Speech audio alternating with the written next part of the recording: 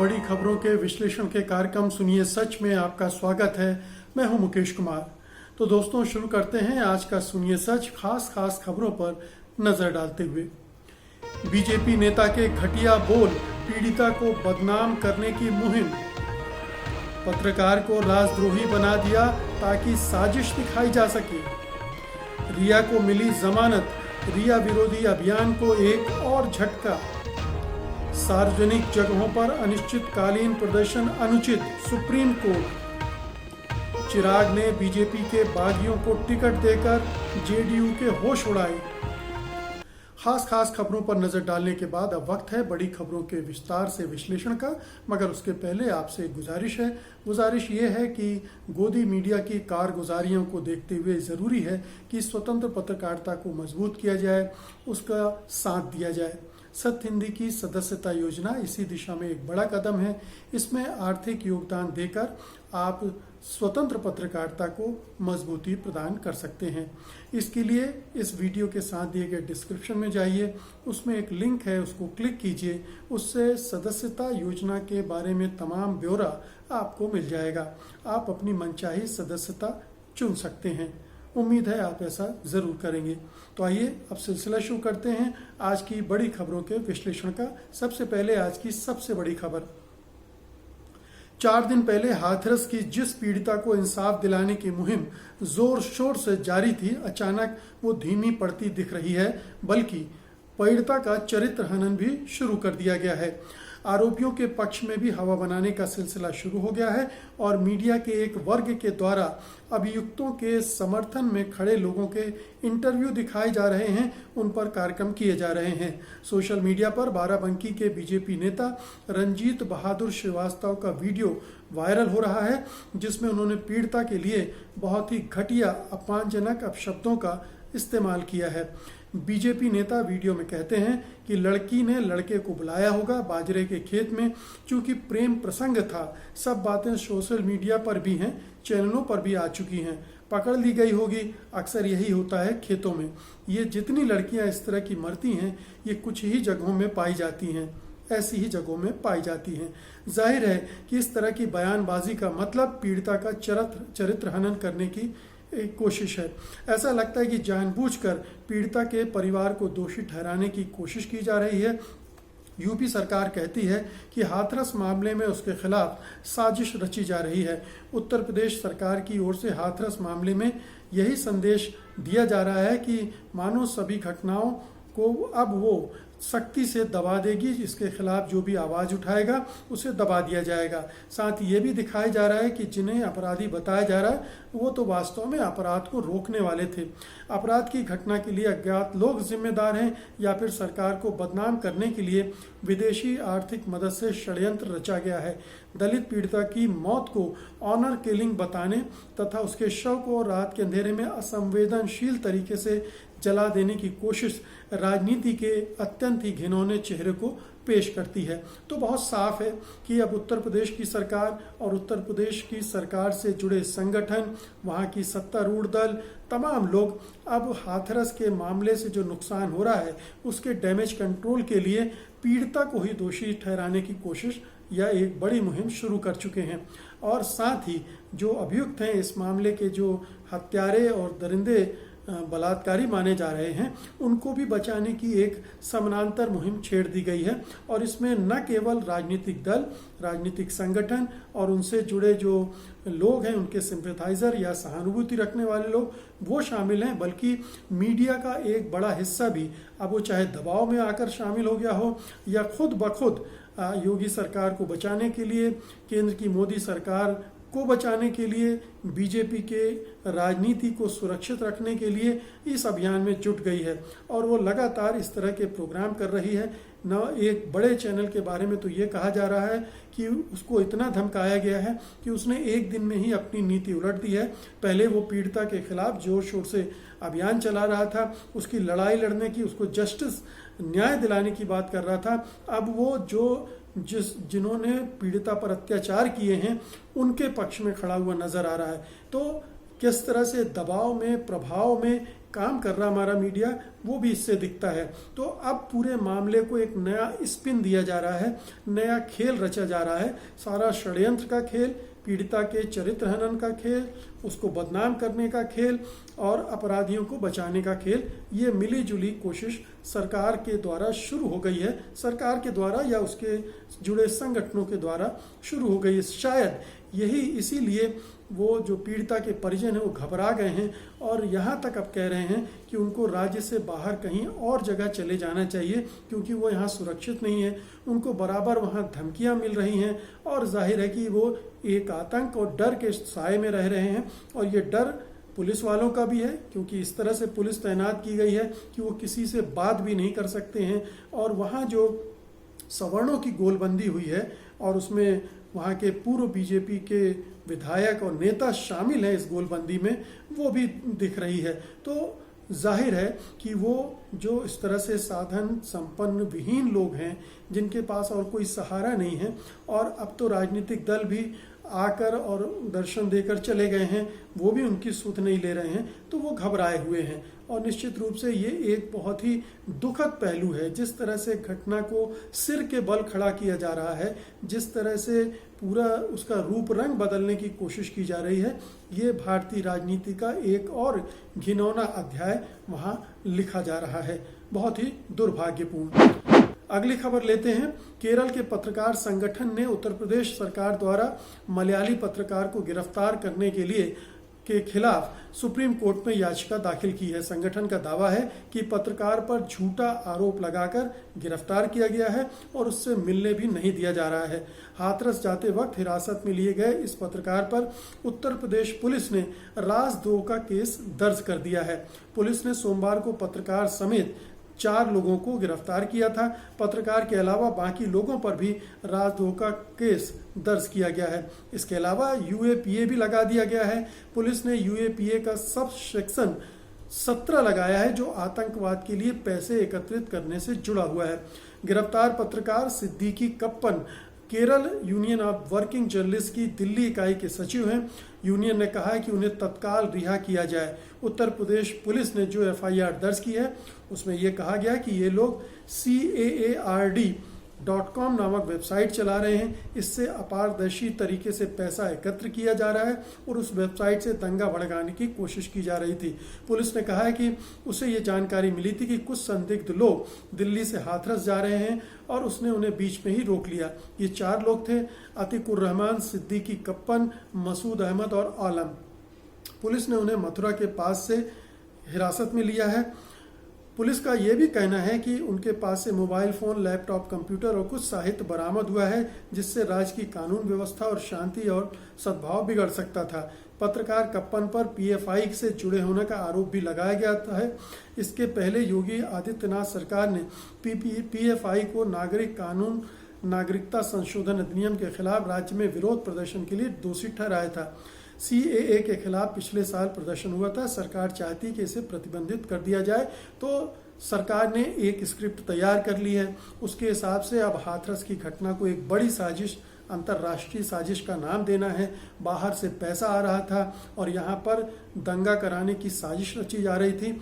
उत्तर प्रदेश सरकार को बदनाम करने की साजिश रची जा रही थी। तो ये एक पूरा ड्रामा, अब नया प्रहसन उत्तर प्रदेश की सरकार रच रही है और उसमें अब वो जहाँ जहाँ जिस तरह के सबूत इकट्ठे हो सकते हैं वो ज़बरदस्ती क्रिएट करके मनगढ़ंत उसमें भरे जा रहे हैं। ये 4 लोगों की गिरफ्तारी भी, चूंकि चारों मुस्लिम हैं, तो उत्तर प्रदेश की सरकार के लिए बड़ा आसान हो गया है इनको टारगेट करना, क्योंकि वो पहले से ही अल्पसंख्यक समुदाय को टारगेट करती रही है। CAA विरोधी प्रदर्शनों के दौरान भी उसने यही किया था और अब इस मामले में भी कुछ ऐसी अंतर्राष्ट्रीय साजिश जिसमें हिंदू मुस्लिम का रंग दिया जा सके वो करने की कोशिश कर रही है। PFI को भी बार बार इसीलिए वो लपेटती है। PFI के बारे में अभी तक कोई भी ऐसी जानकारी नहीं आई है जिससे उसे किसी ऐसी इस गतिविधि में लिप्त बताया जा सके जो गैर कानूनी हो, जो देश विरोधी हो। लेकिन कोई भी मुस्लिम संगठन हो, संघ परिवार उसको बदनाम करने में जुट जाता है और इस तरह से बदनाम करता है कि वही इस देश में सारी गड़बड़ियों के लिए जिम्मेदार है। तो ये योगी सरकार भी कर रही है, बहुत ही दुखद है। पत्रकार को तुरंत रिहा किया जाना चाहिए। और ये एडिटर्स गिल्ड को भी उसने लिखा है, जांच होनी चाहिए, जांच कर ले वो, लेकिन पहले से उसने सब कुछ बना लिया है। वेबसाइट पर भी उसने एक आरोप ठोक दिया है और सीए के प्रदर्शन के लिए वेबसाइट बनाई गई थी, तो उसमें बुराई का है। सबका अपना लोकतांत्रिक अधिकार है उस गलत कानून का विरोध करने का, तो वो भी ये कर रहे थे अगर, तो इसमें कोई गलत नहीं था। विदेशी पैसा कैसे आया ये केंद्र सरकार भली भांति जानती है। आया है कि नहीं आया है ये केवल आरोप है, या अगर आया है तो किस लिए आया है और किस लिए बताया जा रहा है। तो ये तमाम तरह के षड्यंत्र अब उत्तर प्रदेश की सरकार रचने में लग गई है, बदनाम करने के लिए और हाथरस से अपना पिंड छुड़ाने के लिए। और आइए अब अगली बड़ी खबर लेते हैं। बॉलीवुड में ड्रग्स मामले में गिरफ्तार फिल्म अभिनेत्री रिया चक्रवर्ती को बॉम्बे हाई कोर्ट से जमानत मिल गई है। हालांकि उनके भाई शौविक चक्रवर्ती को राहत नहीं मिली है और उन्हें अभी जेल में ही रहना होगा।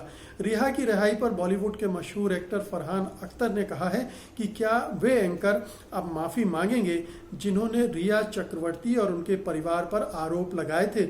रिया को जमानत मिलने के बाद मुंबई पुलिस ने मीडिया को भी सख्त हिदायतें दी हैं कि अगर किसी भी शख्स का पीछा किया जाता है तो या फिर उसके वाहन को रोककर बाइट लेने की कोशिश की जाती है तो उसके खिलाफ कड़ी कार्रवाई की जा सकती है। बीते दिनों रिया चक्रवर्ती के मामले में हुआ मीडिया कवरेज की जमकर आलोचना हुई थी, क्योंकि कई मीडिया कर्मी उनके अपार्टमेंट के बाहर इकट्ठे हो जाते थे।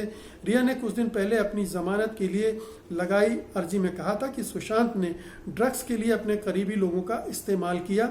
सुशांत सिंह राजपूत की मौत के मामले में अब सीबीआई की रिपोर्ट भी आत्महत्या की ओर ही इशारा कर रही है। एम्स ने हाल में मेडिकल रिपोर्ट के आधार पर कहा है कि सुशांत ने आत्महत्या की थी।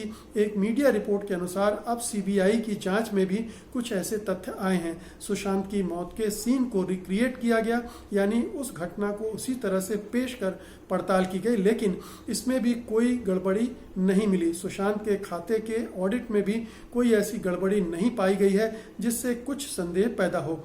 हाल में कुछ न्यूज चैनलों ने यह खबर जोर शोर से चलाई थी कि रिया चक्रवर्ती ने एनसीबी के सामने इस बात को कबूल किया कि वो ड्रग्स लेती थी, लेकिन एनसीबी की रिमांड कॉपी में सामने आने के बाद पता चला कि उसमें रिया के ड्रग्स लेने का कोई भी जिक्र नहीं है। तब ये सवाल खड़ा हुआ था कि क्या रिया को जानबूझकर निशाना बनाया गया। तो अब बहुत स्पष्ट हो गया है, तमाम तरह की रिपोर्टें आ चुकी हैं और वो साबित करती हैं कि सुशांत सिंह की हत्या नहीं हुई थी और रिया चक्रवर्ती का भी उससे कोई लेना देना नहीं था। अब ये जो मीडिया ने और सरकार ने, बिहार सरकार ने और केंद्र सरकार ने मिलकर उनके परिवार वालों से जो मामला खड़ा किया था वो ढह चुका है।